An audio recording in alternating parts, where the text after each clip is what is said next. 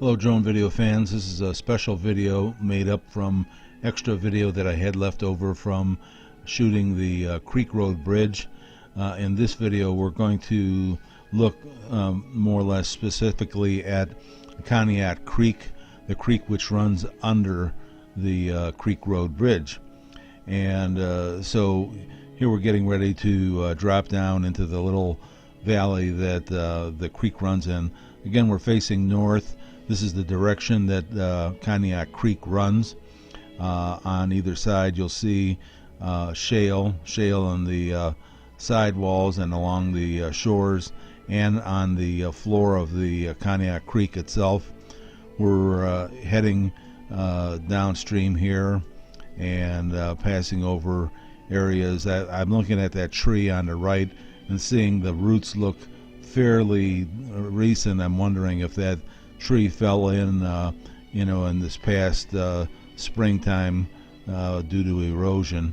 But here we're going to turn around again, and I didn't want to go too far down because I wasn't sure about any low-hanging tree limbs, which kind of got me in trouble when I went on the other side. We'll get to that in a while. So we're heading south, and I have to kind of move over to the right here to pass those trees that are on the left-hand side, and we're coming up upon the bridge. And I did pan down and look at the water here right underneath the bridge. I wanted to get the reflection of the sky and the bridge both in this shot of the water. It seems kind of still here, but it is still moving. And then decided you can actually see the shadow of the drone hovering, and the Phantom is going to be lowering down. Once I get to within about 2 or 3 feet of the surface of the water, you get this ripple effect from the downwash of the props as they kind of make the disturb the water. Now we're over here on the northern face of the the southern face of the bridge, and we're going to take a run south down Conneaut Creek. I'm going to go out. I went out about 900 feet according to Google Maps. It's about 300 meters, and I'm sitting in one of the little benches that they had on the shore there. The benches were constructed by a local Cub Scout troop. So I sat down on one of the benches and dropped myself down here into the little ravine and started getting some video of the water.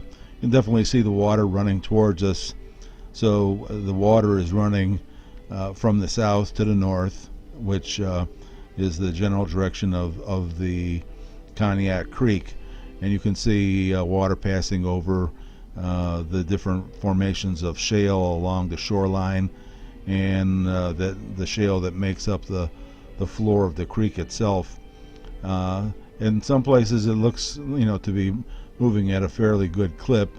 I was keeping my eyes open all the time during this shoot, as much as I could for fish, because I looked up prior to coming out here that there's fishing here for small, like rock bass or bluegill, sunfish, those sort of things, but I didn't see any. I do have the polarizing filter on the Phantom's camera, just in case I were able to catch any.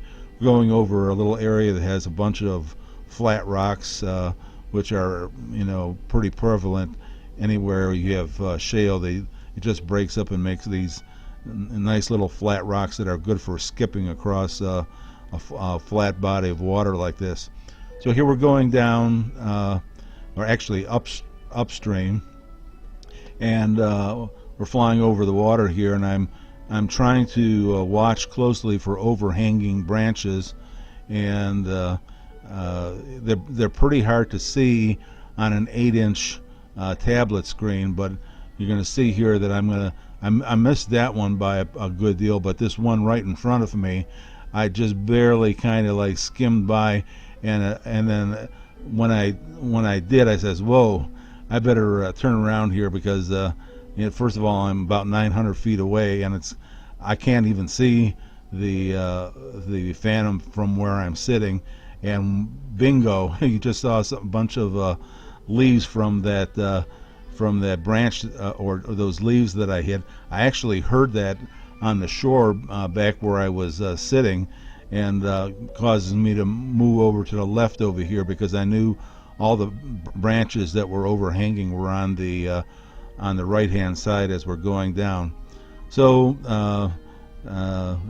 it was a little bit exciting, but no harm, no foul. So again, every so often here we stop, and I was hoping that perhaps when I got to watch this on a large screen on my computer, I might be able to see some fish down inside, but and no luck. I often panned over here to the shoreline too, because since this was shot in the morning, there's usually some small animal life, squirrels, chipmunks, various groundhogs, that sort of thing that you might find along the shoreline, but I didn't see any while I was shooting this. We're going over that area of shale again with the flat stones, and I didn't see anything worth stopping to look at it, even though I kind of had my eyes open. You can see me up there sitting on the bench and standing up now just to get a little bit better look. And we are heading north here again, and we're going to go underneath the bridge. If you have a GPS enabled camera bird like the Phantom, you're usually in contact with a certain number of GPS satellites, and as I turn here to go under, I've got like 16 satellites at this point here, but as soon as I make my way underneath the structure of the bridge, it sort of cuts some out. Now in this particular case, I only dropped down to about 8 satellites, so it wasn't as bad. I've had instances where it would drop down to 2 satellites and fall out of GPS mode, but that didn't happen in this particular case. Turning around here, and now we're going to fly back through underneath the bridge, and I saw up ahead of me on the shore a bleached white tree that had fallen obviously some time ago. And a lot of times when you have a tree like that that's been there for a substantial amount of time, it gives the local animals a chance to turn that into some sort of a home, where the ones that live along the shoreline. So I decided I'd kind of sidle over here to the right and then fly over the top of this bleached out tree that's fallen here. It looks like it's been there for quite some time. I was kind of hoping that as I flew over that I would wake something up and they would scurry out from their hiding place, and but I wasn't lucky enough. They just, I think, heard my Phantom and decided to stay wherever they were at.